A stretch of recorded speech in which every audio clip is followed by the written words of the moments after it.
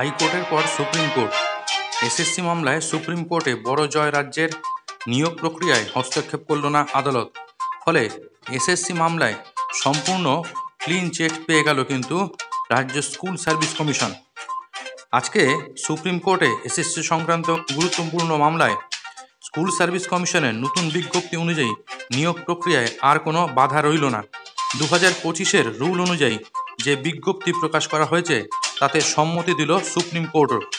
কলকাতা হাইকোর্টে আগেই মান্যতা পেয়েছে এই বিজ্ঞপ্তি। হাইকোর্টের সেই নির্দেশই বহাল রাখল শীর্ষ আদালত। অর্থাৎ এসএসসির কাছে আর কোনো বাধা রইল না এই নিয়োগ প্রক্রিয়ার। ঠিক কি ঘটল আজকে সুপ্রিম কোর্টে? 2016-র পুরো প্যানেল বাতিল করার যে রায় দিয়েছিল সুপ্রিম কোর্ট, সেখানে বলা হয়েছিল চিহ্নিত অযোগ্য বাদে বাকি চাকরিহারাদের বয়সে ছাড় দেওয়া হবে। সেই মতো রায়ের কথা উল্লেখ করেই এসএসসি বয়সে ছাড় দেওয়ার কথা বলেছে তাদের বিজ্ঞপ্তিতে। এছাড়া শিক্ষকদের অভিজ্ঞতার জন্য অতিরিক্ত 10 নম্বরও দেওয়া হবে বলে উল্লেখ রয়েছে নোটিফিকেশনে। এই দুই বিষয় নিয়েই আপত্তি ছিল চাকরি প্রার্থীদের একাংশের, আর তাই তারা কলকাতা হাইকোর্টে কিন্তু মামলা করেছিলেন। যদিও কলকাতা হাইকোর্টে বিচারপতি সৌমেন সেনের ডিভিশন বেঞ্চ শুনানির পর এসএসসির বিজ্ঞপ্তিকে মান্যতা দিয়েছিল। এরপরে হাইকোর্টের রায়কে চ্যালেঞ্জ করে সুপ্রিম কোর্টের দ্বারস্থ হয় মামলাকারীরা। অভিযোগ ছিল শিক্ষকতার অভিজ্ঞতার জন্য দেওয়া 10 নম্বর থেকে বঞ্চিত হবেন ওয়েটিং লিস্টে থাকা প্রার্থীরা। আজ সুপ্রিম কোর্টে 71 নম্বরে এসএসসির এই মামলাটি নথিভুক্ত হয়েছিল।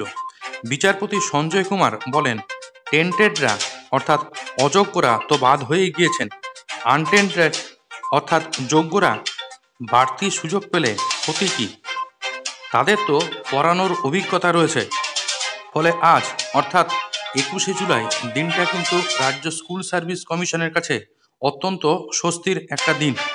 আজকে অর্থাৎ সোমবার সুপ্রিম কোর্ট জানিয়ে দিল যে যোগ্য শিক্ষকদের বয়সে ছাড় দেওয়ার যে সিদ্ধান্ত, সেই সিদ্ধান্ত বহাল থাকবে এবং অতিরিক্ত 10 নম্বর দেওয়ার ক্ষেত্রেও কোনো রকম বাধা থাকবে না। যদিও মামলাকারীদের পক্ষে আইনজীবী বিকাশ রঞ্জন ভট্টাচার্য আবেদন করেছিলেন ওয়েটিং লিস্টে যে সকল প্রার্থীরা রয়েছে তাদেরও এই ছাড়ের আওতায় আনতে হবে, তবে সেই আবেদন খারিজ করে দেন বিচারপতি সঞ্জয় কুমারের বেঞ্চ। বিচারপতি সঞ্জয় কুমার এবং বিচারপতি সতীশ চন্দ্র শর্মার বেঞ্চ এদিন জানিয়ে দিল তারা এই অবস্থায় নিয়োগ প্রক্রিয়ায় হস্তক্ষেপ করবে না। ফলে এসএসসির ক্ষেত্রে আর নিয়োগ সংক্রান্ত ব্যাপারে কোনো রকম অসুবিধা থাকলো না এবং অসংখ্য চাকরি প্রার্থীরা যারা এতদিন বিভিন্ন দুশ্চিন্তার মধ্যে ভুগছিলেন যে তাদের পরীক্ষা আদৌ হবে কি হবে না, সে ব্যাপারেও কিন্তু তারা সম্পূর্ণ এখন দুশ্চিন্তামুক্ত হতে পারলেন। আপাতত খবর এইটুকুনি।